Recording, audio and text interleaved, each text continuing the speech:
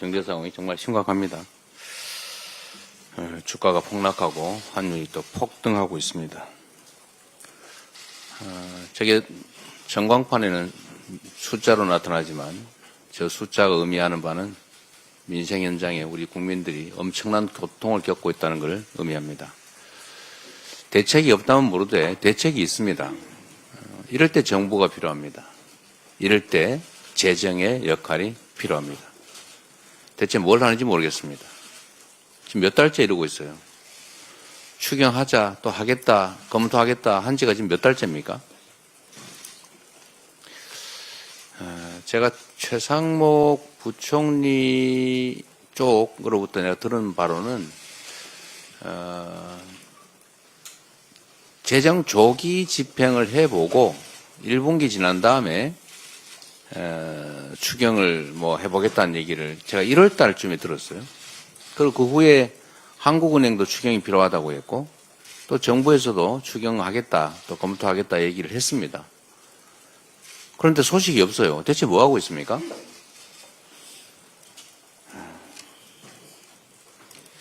국민들의 고통에 대한 공감이 없는 거겠죠. 모르는 거겠죠. 그냥 숫자만 쳐다보니까 아무것도 아니겠죠.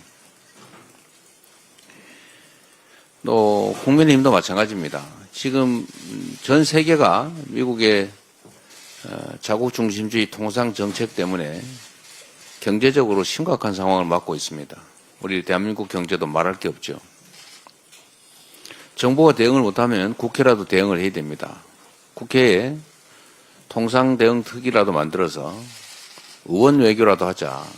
국회의원들이라도 좀 공식적인 활동을 해보자고 하는데 왜 안 합니까? 이재명이 말했기 때문에 하기 싫습니까? 너무 유치하잖아요. 본인들이 대안을 내세요, 그러면. 우리가 전폭적으로 지지하겠습니다. 지원하겠습니다. 협력할 테니. 뭐 안을 좀 내세요. 이제는 여당도 아니지만 어쨌든 연이 있는 한때 여당 아닙니까? 여전히 정부의 영향력이 있잖아요. 그러면 대책을 내십시오.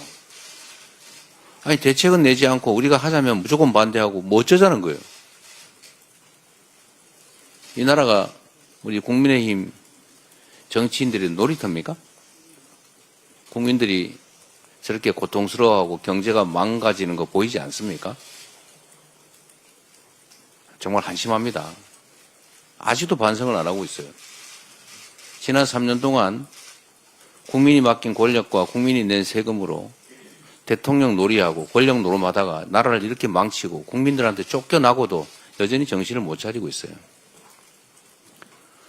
지금 내란 수계 헌재에서 파면당했는데 그 내란 수계를 여전히 끌어안고 같이 가겠다는 겁니까? 왜 제재하지 않습니까? 혼이라도 내는 척 해야 될 거 아닙니까? 제명하시고 앞으로 반성해서 국민을 위한 정당이 되겠다고 하세요. 그래야 길이 열리지 않습니까? 그게 국민에게도 국가에게도 좋습니다. 본인들에게도 좋죠. 그냥 매달려서 어쩌자는 건지 정말로 이해가 안 됩니다.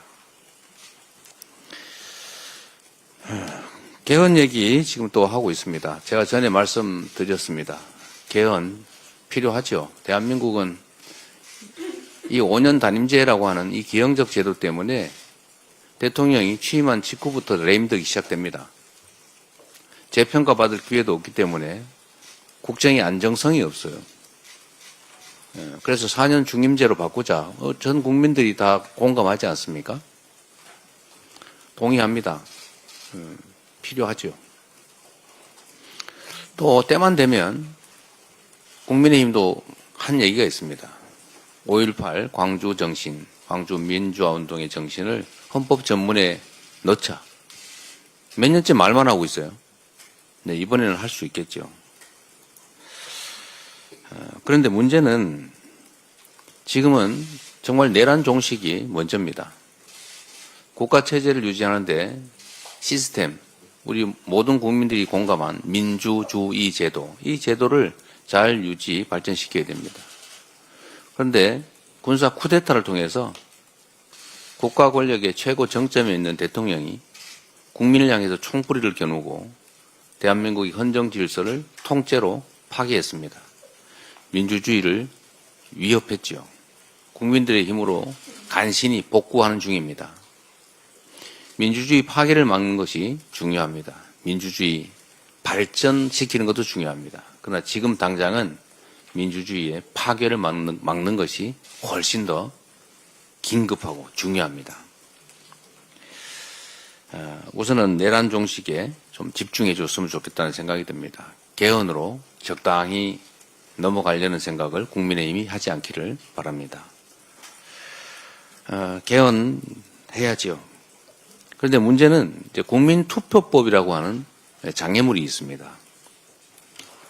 지금 현재 국민투표법상으로 사전투표가 허용되지 않기 때문에 동시에 이 개헌을 하려면 헌법 개정안에 대해서는 본투표일에만 할 수 있고 사전투표하는 사람은 사전투표장에서 개헌투표를 할 수가 없습니다. 그렇게 되면 과반수가 안 될 가능성이 매우 높죠. 그러면 국민투표법을 개정해야 되는데 이게 또 시한이 있어요. 거의 이번 주 안에 처리가 되지 않으면 실질적으로 60일 안에 대선과 동시에 개헌을 하기가 물리적으로 불가능하다고 합니다. 최선을 다해서 국민투표법 개정을 해보도록 노력하겠습니다. 만약에 국민투표법이 신속하게 합의돼서 개정이 되고 시행이 된다면 개헌이 물리적으로는 가능하게 되겠죠. 그런데 이 개헌 문제를 가지고 일부 정치 세력들이 기대하는 것처럼 논점을 흐리고 내란의 문제를 이 개헌 문제로 덮으려고 하는 그런 시도를 하면 안 되겠습니다. 그러나 5.18 정신, 광주 정신을 헌법 전문에 게재하는 문제, 또 계엄을 요건을 강화해서 함부로 남용해서 친위 군사 쿠데타를 할 수 없게 하는 것, 이거는 국민의힘도 반대하지 않을 거라고 봅니다. 광주 5.18 정신 역시